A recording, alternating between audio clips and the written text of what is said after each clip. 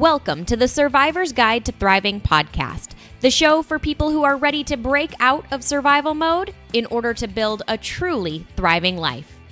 I'm Amanda Solman, and along with Mark Jewell, my co-host and the founder and CEO of Mark Jewell Speaking and Training, we break down common roadblocks that keep people stuck surviving and share ideas to help you thrive each and every day.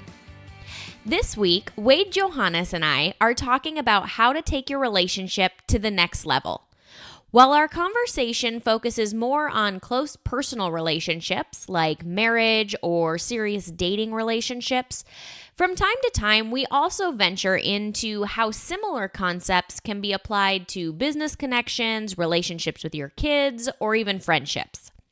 There are some really great ideas here for any stage of a relationship, and hopefully you can find at least a few to try out.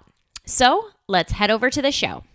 Wade, to get us started, I am curious. You proposed this topic. So what are some of your thoughts on why it is so important to really invest in your personal relationship and keeping in mind the one that's most close to you? Because we talk a lot about business on this podcast. So why are we talking about relationships? So a couple of weeks ago, Amanda, I had the opportunity to work with I'll call them early career managers. So either they were in their first management role or they were about to be. They're being groomed to be a future manager. And I asked them, just like Mark does in our training events, so what would our time look like? What would make this a worthwhile use of your time here today? And they came up with a very extensive list. It was about 15, 20 items. And for a second there, I kind of swallowed my gum just looking at the list thinking, oh my gosh, this is really a long list. How are we going to get through all this? Well, when I started to break it down, I came to the realization that a third of the issues were all about relationships. And so we spent an hour talking about how to build, strengthen, grow existing or start new relationships.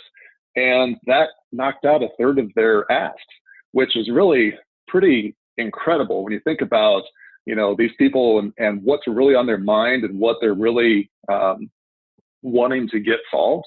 And it has to do with how do I connect better with the people around me? Yeah. And specifically, as we look at kind of that really close personal relationship, what I find as I'm out talking with folks or in coaching calls is that, well, two observations. One, that relationship is usually one of the first things get put on the back burner when it comes to, when life gets hectic, right? So work's crazy, kids have tons of activities all over the place. And so that relationship is one of the first things to sort of go on the back burner and just assume it's going to be there, right? So we kind of take it for granted. But I also know kind of two sides of the same coin. That relationship can either be a safe haven when things are crazy, right? That person that you can come home to and talk to, vent to, who will give you ideas, who will just plain listen, right? Like that can be a really powerful person in your life. On the flip side, if that relationship is not going well, it's like this dark cloud that hangs over everything. And so it doesn't surprise me that, you're in this training event and, technically those folks were there for work, right? But when you start asking like, what's the things that are on your mind? What's the things that, you're thinking about? It doesn't surprise me that those relationship topics come up, because if that's not operating, at a 10, at 100%, it's gonna weave its way into impacting other parts of your life, don't you think? Yeah, absolutely. I mean, when you have something going on outside of work, and let's just say it's one of those relationships that you value the most, and when something is not working outside of work, it's impossible to leave that at the door. We've been telling ourselves for decades that, you leave home at home, you leave work at work. If we're being honest with ourselves, how real is that? I mean, we are more connected today than we've ever been. So let's give up the BS story and let's get to work. Let's figure some of this stuff out. When you look at the Survivor's Guide to Thriving Pyramid and what it means to be in survival mode, it's, complacency and it's unrecognized potential. And if that is where your best relationship is, if we're just fine, then we've got work to do. And so that's one of the things that we dig into, because, man, I know for me personally, I cannot perform at the level that I'm capable of without my marriage being rock solid and on fire. It has to be a 10 or above for me to perform and execute on all levels. Yeah, and I want to hit on something that you just mentioned there, and that was this idea of complacency or unrecognized potential, right? We think about that a lot in terms of our job, like, where am I getting complacent? Where do I have room to grow? But I don't think that people often think about their marriages or their relationships that way. But it is a really good context to kind of look at your marriage and go, when someone asks me, oh, how are you in fill in the blank, your wife, your husband, your girlfriend, boyfriend, whatever, how are you guys doing? And if you were to say, we're okay. We're just fine. Like, what if there could be more? And I think that's something that we talk a lot in our programs that might be different from other professional development programs out there or other coaches out there is we do look at that whole person. And a key part of that is whatever that most important relationship is, most likely a marriage for a lot of folks. And so I just kind of want to hit that consider as you're looking at your own relationship. Are you complacent? Are you taking it for granted? Or is there room to take that thing to the next level if you would invest in it a little bit, which is what we're going to be talking about, some ideas for doing here today. Wade, one other thing that I wanted to kind of talk about as we're just doing the setup here, you mentioned for decades, right? We've been trying to separate home and work, like there's this unbreakable barrier in between the two, even though we all know that's not reality. But the other thing that I often hear from folks is even when they are on their personal time, and when you talk about, okay, how's your relationship? How's your marriage doing? How often do you go out on dates, which is something we'll dig into it at length here shortly. But, and they say, oh, we're just so busy, right? My kids have sports activities. We got band concerts to go to. We're running errands. We got the farm. We got all of this other stuff. And so even in the context of personal time, the relationship gets set to the back burner.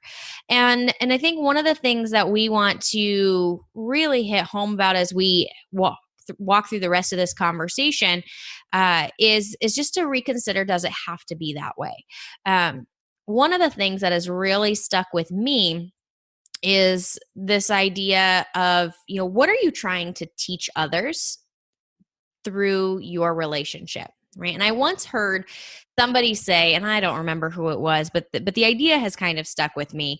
And it's especially related to relationships where there are kids involved. And often, kids get our first attention and whatnot. But this person was saying that especially when you're in a family with kids, what do you want to teach them?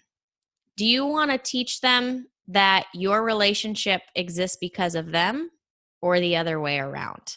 And that was really powerful to me, that, you really want to teach your kids, like, those kids are there because you have a marriage that is just operating on all cylinders, versus you have a marriage that's only existing because there are kids in the picture. And I know that's, it's maybe kind of a negative way to look at it, but that just really resonated with me, because I think it's a perspective check as to, maybe I should invest more in this marriage because I want my kids, or I want my friends, or I want my coworkers, or whatever, that I want them to see that this is a priority for me. And that when you have a really good relationship, it can create a lot of other really awesome things as well. So that's just something to think about, is like, what message are you sending based on how high up the priority you're treating your relationship? Absolutely. So, we've got 4 kids, ages 5 to 12. And without a doubt, our kids know that my marriage comes before them. And that's something that my wife Nicole and I talk about quite often, really, because we see the longer view. Okay, and we know that there's a lot of our friends and extended family that view that as being backwards. Kids come first, but you think about what we want for them later on in life when they meet that special someone and get married. What if their spouse viewed something else as being more important than their marriage? We wouldn't want that for them. We want them to be closer to their husband or their wife than they are to their parents or their kids. And so it's about being very intentional about modeling the right behaviors for what we want in the long term.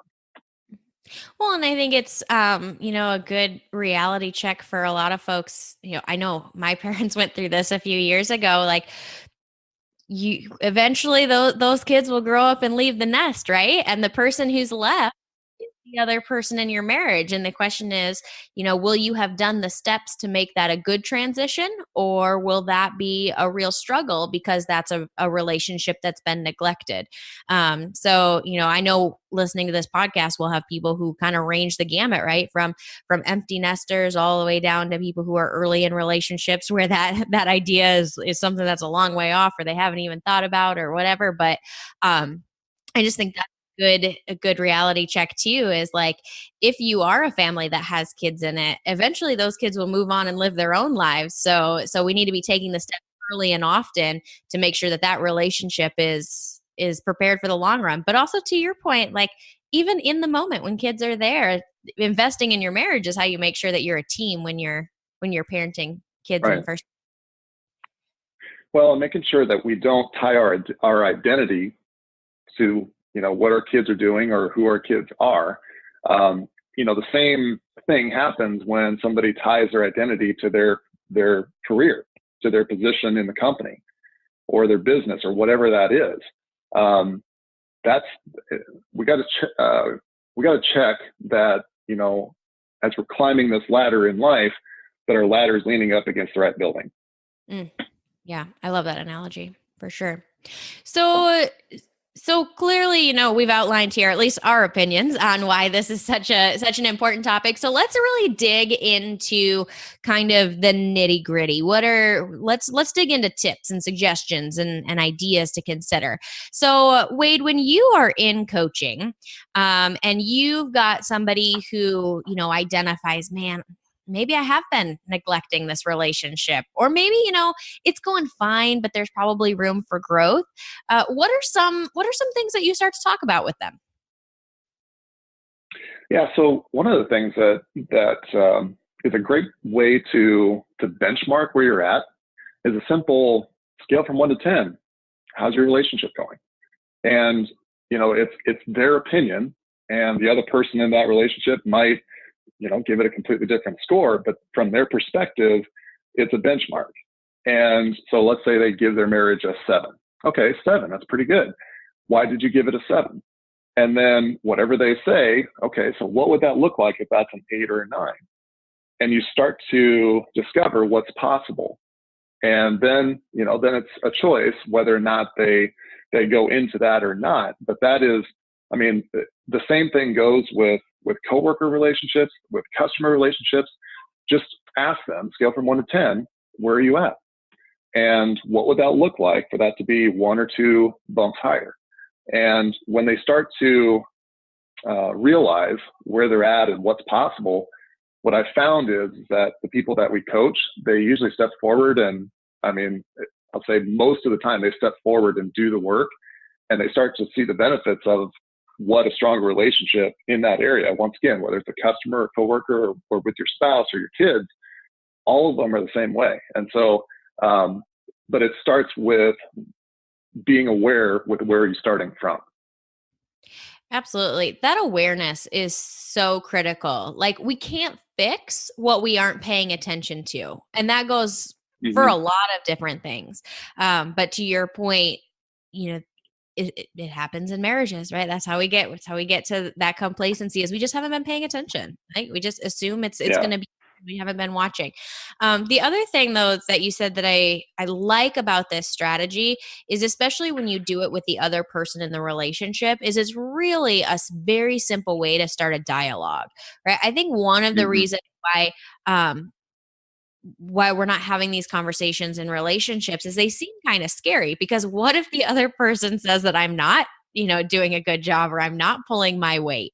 And there's something so simple of like scale of 1 to 10. You and I both have our scales, and using that as a starting point to say, okay, where could we take it to the next level? And so I really like that as a very simple conversation starter. The one thing about asking your spouse about, scale from 1 to 10, how are we doing? Just be aware they will ask you to rate the same thing right at the very end. So just be ready when you ask that question. It will come back. Oh, awesome. Just like anything, right? You don't get to, it's give and take. That's right. That's right. Another tool that we use quite often is to have them. We'll send them a link to the 5 love languages, and it's a free assessment. But essentially, there are 5 love languages, and this goes for any human being, even your kids. And there's excuse me, 5 love languages for children as well. And the 5 love languages that I'm referring to are acts of service, quality time, gifts, physical touch, and words of affirmation. And so the assessment will, and I think it only takes like 5 or 10 minutes for people to take, but you realize what your top two are. So what is your love language?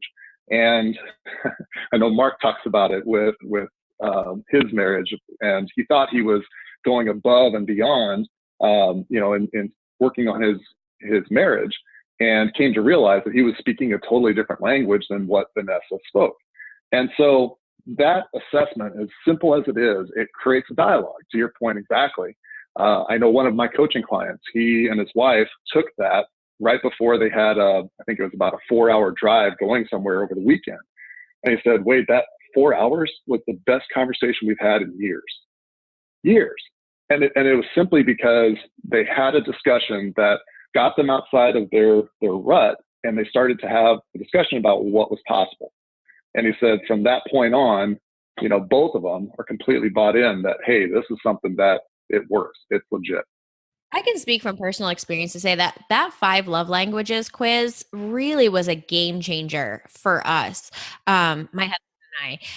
And not so much, I wouldn't say necessarily surprising about what the languages were for each of us, but more putting them into context. So, it's kind of it's a silly example, but my husband knows that I like his help when I'm loading the dishwasher, or I like his help when I'm picking up the or doing the laundry, or whatever it is, right? But I think for a long time he was like, "Man, she's just naggy. Man, she just wants me to do all household tasks," right? And when we started doing this love languages assessment and kind of talking through what it meant, this shift in perspective that it's not just I like you to do these things, but I feel as though you really love me when you do these things for me. Same thing. He's more of a quality time person, whereas I am completely happy to do things on my own, whatnot, right? So again, it's a little bit opposite for the two of us. But for me to realize, when he wants to go for a walk after a day of work, or do some other activity together, it's not just because he can't do it by himself, which is like my first reaction, right? Well, can't you just go do that on your own? Like, why do I have to do it with you? It helped me switch perspective is, oh, when I spend that one-on-one quality time with him, it makes him feel as though he's really loved. And so if you have not taken that quiz, I would really, really encourage it. Even if you think you know what the other person is, but to your point, Wade, to like use it as a conversation starter, because I think the other thing too is you don't all show up the same way for everyone, right? For me, acts of service really is a lot of times about cleaning the house, but for other people, it might mean something totally different, right? Same with gifts or words of affirmation. So even just to use it as a conversation starter is a really good tool. And I will make sure to include a link to that quiz in the show notes because if you haven't taken it, I would really encourage it. Absolutely. Yeah. So my biggest one for me is words of affirmation. So, but it goes both ways. Okay. So while words of affirmation is what fills me up, it also is what hurts the most. So if something negative is said, that's what I internalize. For Nicole, it's quality time. And so a lot of you know that I love to read. And for a while, I'd go, in my office and read my book and thinking that, okay, I'm working on myself and my self-improvement, right, Amanda? But what I didn't intend to happen was by not sitting with Nicole in front of the TV, whether I'm reading a book or not, I was taking away some quality time for her. So one minor shift that we made in our household, and it comes through talking through this and, hey, this is how I feel and this is what I'm thinking. We came to realize that, hey, just grab your book and go sit with me out here. And that's what fills her up. It was funny. I was actually, I get the e-newsletter from the Love Languages people. And that was one of the recent e-newsletters that they put out was that, for as much as something will fill you up, it's also the thing that will tear you down if you receive the opposite. For like acts of service, it said, helping around the house, that's a great thing. Creating messes for the person who likes acts of service to clean up, not such a great thing. So there's an equal and opposite reaction to everything. I think the other thing that stood out for me in this quiz, and kind of talking with people more as well, and it goes back to Mark's example too, is that we either, one, assume that we know the language of the other person, sometimes assuming we know what that all gets us. But two, a lot of times we will treat others the way we like to be treated, because that's what we are used to. So like if I'm an acts of service person, my first gut reaction is to do acts of service for others to show them that I love them. Whereas they might be a quality time person, or maybe they're more of a gift type person, right? And so we also have to be careful about assuming that what we appreciate, everyone appreciates, because that may or may not be true depending on who the other person is. Yeah. So you talk about assuming, and I'll just say a lot of guys assume that their wife or significant other loves gifts. We make that assumption. And, so we show up on Valentine's Day or the anniversary with all these gifts. And if they are acts of service and quality time, we're just wasting money, to be perfectly honest. I had a coaching client. Sometimes we'll take your gifts, but yes. Oh, yeah, I suppose so. But and it was actually the same coaching client that I just referred to at the 4-hour drive, but he came to the realization that, hey, I could go buy her a new car, but if I really want to show her that I love her, just clean up after myself. And that simple, extra 30 seconds as you're leaving the house speaks her language versus coming home with a special surprise. I mean, it's the same as in so many other areas of life. Instead of wasting your time doing a bunch of things, you could spend less time doing the right things and get way more results out of it. So I think that's really where this quiz comes in, is it allows you to do, more of the right things, which can be done with less time wasted, less money wasted if you're a big gift giver, right? Or that sort of. So definitely check that out. The next thing, Wade, as we continue to talk about tips, and we are going to dive into a few, we're going to spend a little bit of time on this. But I know one of the suggestions that we make a lot in coaching is the idea of date night. So talk to me a little bit. What are the conversations you have with your coaching clients around date night? And maybe even where has this shown up for you? Yeah, so my story is one that I usually start my coaching calls with in terms of when this subject comes up on date night. So this would have been 10 years ago, probably 2008. And Nicole and I were living in a different community. Um, and really, at that point in our lives, we had two young kids, and she was traveling out of town to work with the two kids. I was doing my own thing, and we were not at a very good place in our marriage. And I'm just being open and honest about that. So one night she came home and she said, "Hey, just so you know, I've got a babysitter for Friday. I'd like to start date night." And I don't, she tells me that she doesn't remember me saying this, but inside my thought was, oh man, date night. Can't we just go hang out with our friends, go to the bar? It's been a long week. I just want to go have some fun and unwind. And apparently I didn't say that. In my memory, I did say that. But anyways, so we went out for dinner and just had dinner, just the two of us, and, just talked. And that started a major shift in our relationship. And so now I'm going to say at least once a week, we go out for date night. And it doesn't have to be a Friday night. It doesn't have to be a weekend.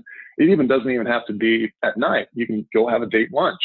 But when we do that, we created a space for us to talk about things when they're small before they become big issues. And so we invest that time with each other, one-on-one, without distractions, and we just talk. And we talk about things other than what the kids have going on. And I call it logistics and people management and who's going where and who's going to which game and whatnot. We're not talking about that stuff. We're talking about, how are you doing? What's going on? How are we doing? And through that process and through that, I'm going to call it an investment of time in each other. Now we're at a place where our marriage it can always be a little better, right? But I'm going to say it's rock solid because I know where she's at. She knows where I'm at.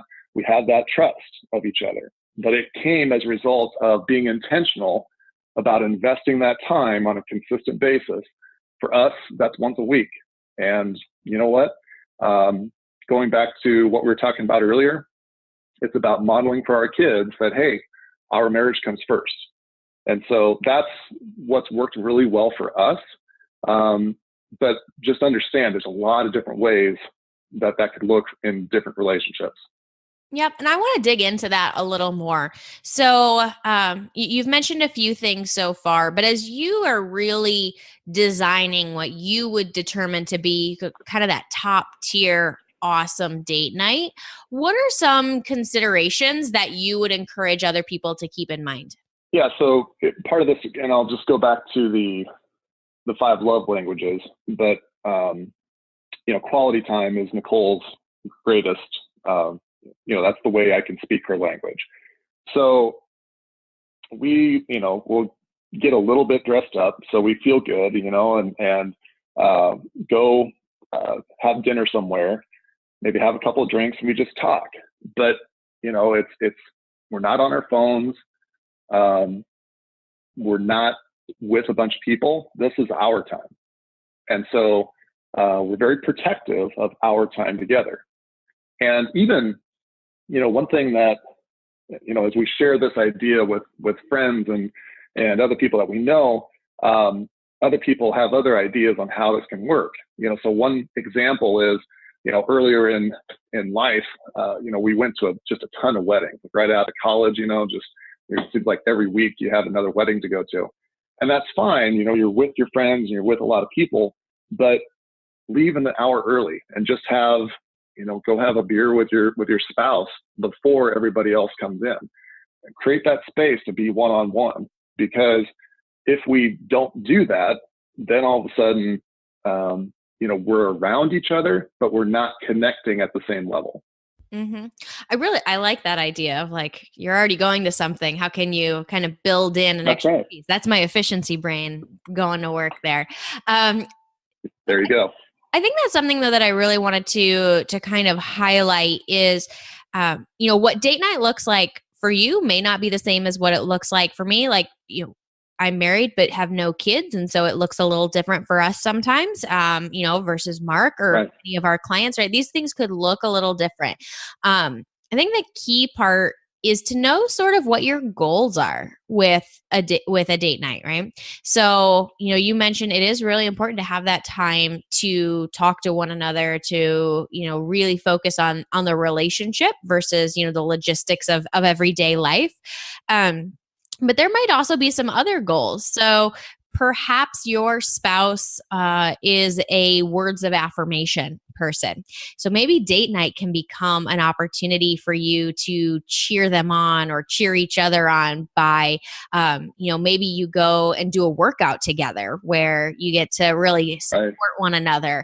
Or I know Mark and Vanessa, I believe, have gone to like the batting cages for date night before. Maybe they went to dinner and did batting cages, right? So like, depending on what the love languages of your spouse, there might also be some other ways to really incorporate some of that language into your date night.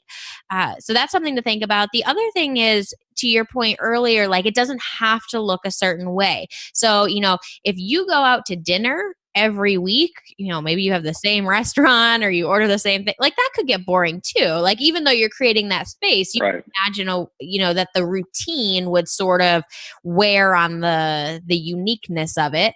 And so maybe you do meet up for breakfast or lunch, or maybe it's not a meal. I don't know. I always think of dates around meals, but that's because I like to eat. But, so you can really make that look however you want. I think the trick is just making sure that if there are activities involved or something like that, that it's, it's not just distraction from that connection, right?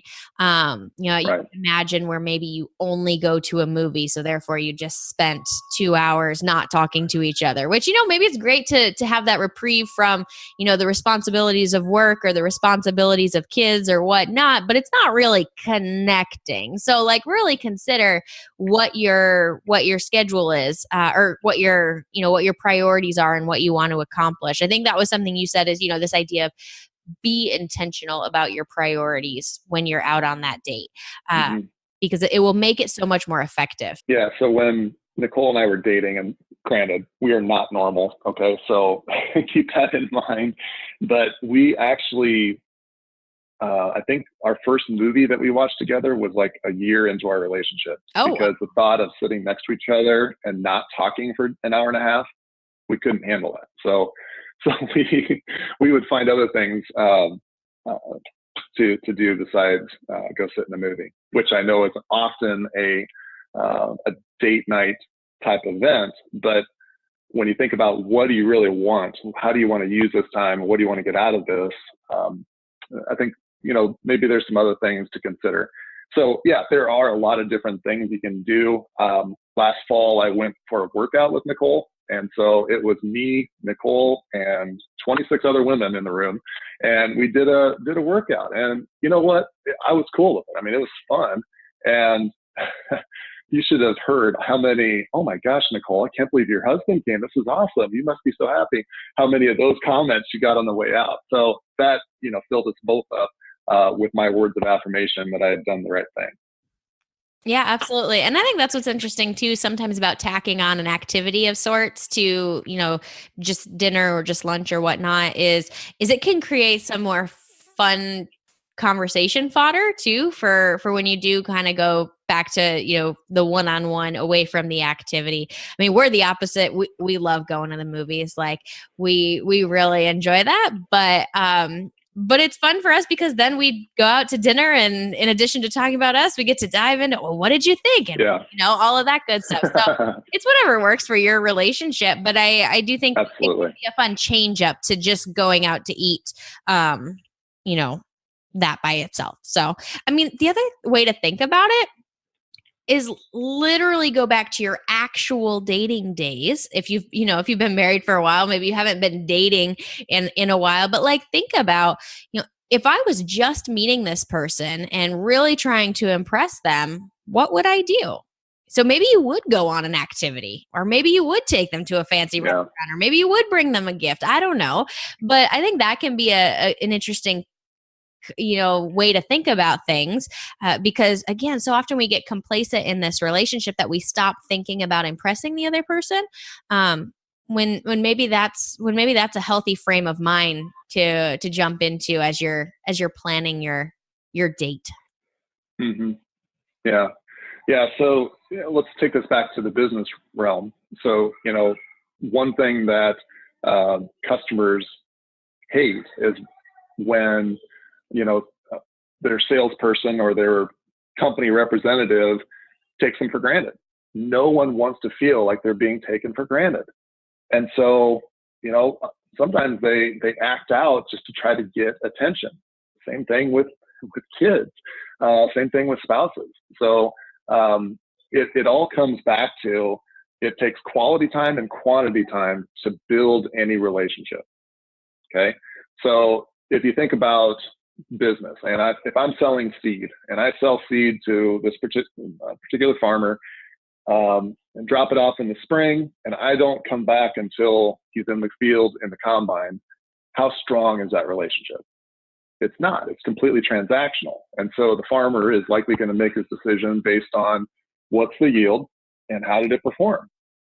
And that is completely different than going out there and being present throughout the growing season and bringing them out to the field. Here's your stand count. Here is your plant health report. Here is pollination. Hey, by the way, you're going to want to pick this number first.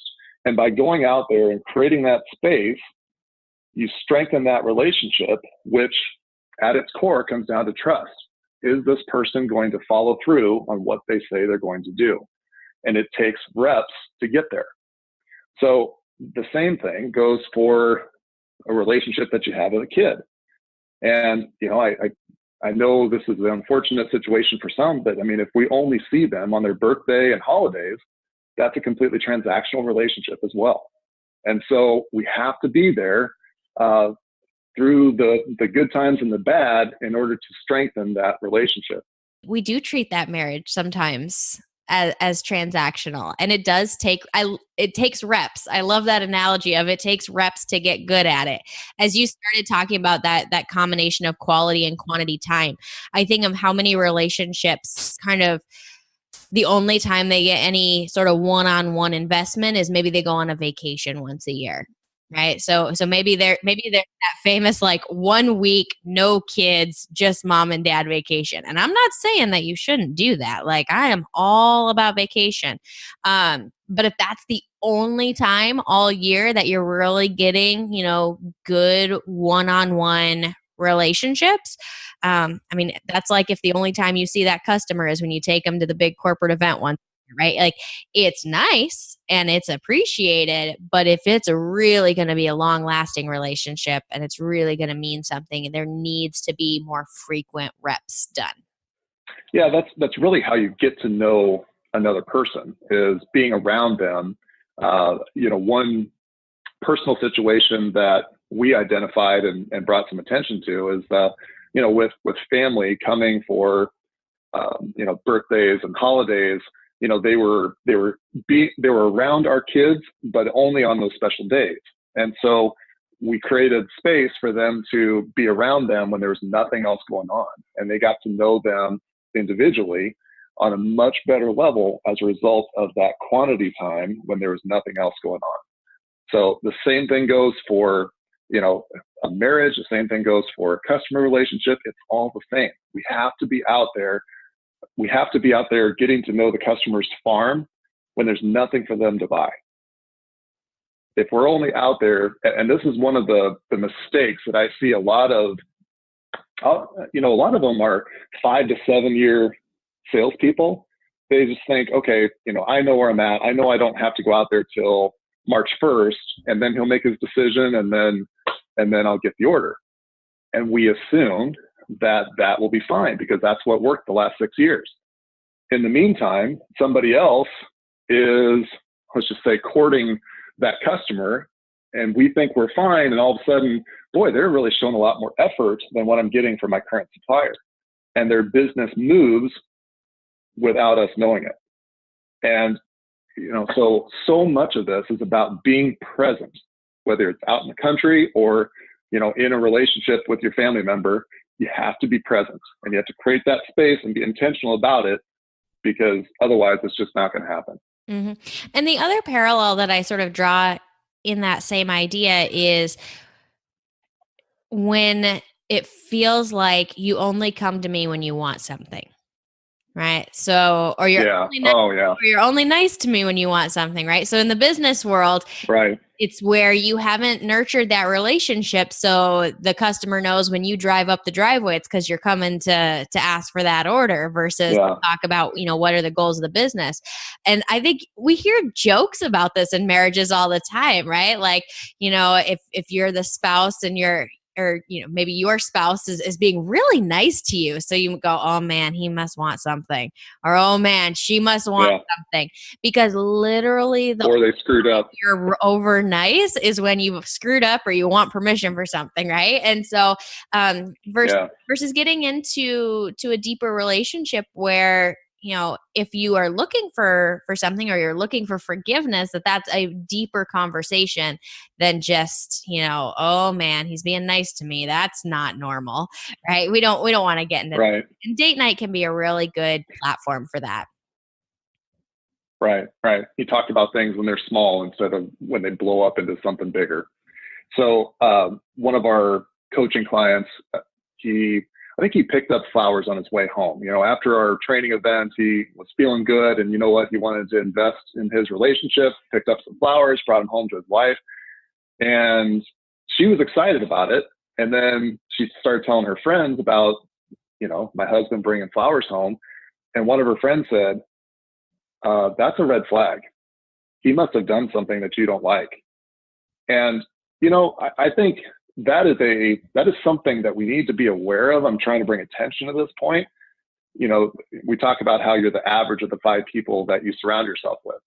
So if you're in a relationship and you're surrounded with other people who are also strong in their relationships, you're going to respond differently. If you are surrounding yourself with people who have broken relationships, it's only a matter of time before there's going to be stuff that comes into your door.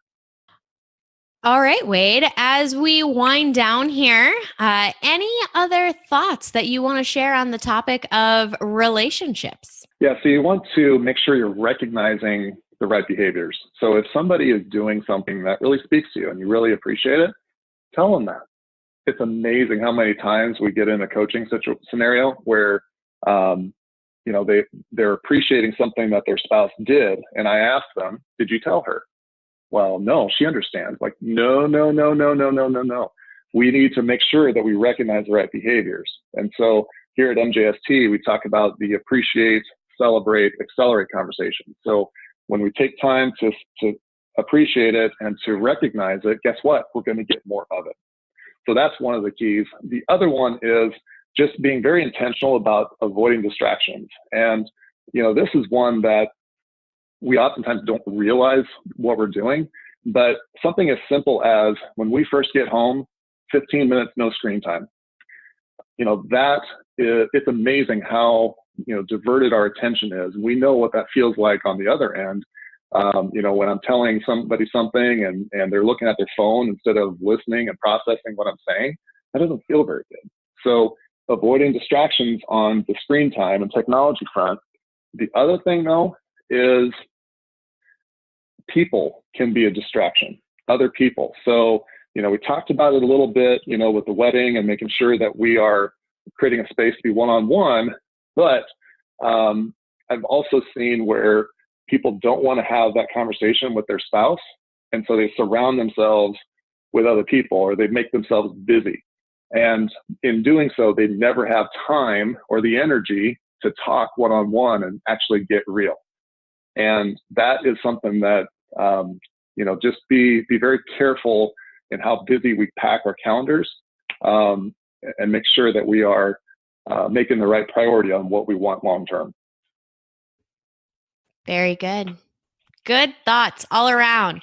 Excellent. Wade, thank you very much for coming on the show today, talking about a topic that I think everybody can relate to in some way, shape, or form. And hopefully people will take away some of these tips here that we've discussed and put them to work in their own relationships. So again, thank you very much for coming on. Awesome. Thank you, Amanda. Thanks again to Wade for joining us on the pod this week. To connect with him further, just look for Wade Johannes on LinkedIn, Facebook, and Snapchat. If you like what you heard, make sure to jump over to Apple Podcasts and leave us a rating and review. We appreciate the feedback, and it also helps other people find the show. As always, if you're looking for more resources to go from surviving to thriving, check out our website at www.markjeweltraining.com. That's Jewel with 2 L's. And you can find us under Mark Jewel Speaking and Training on all the major social networks.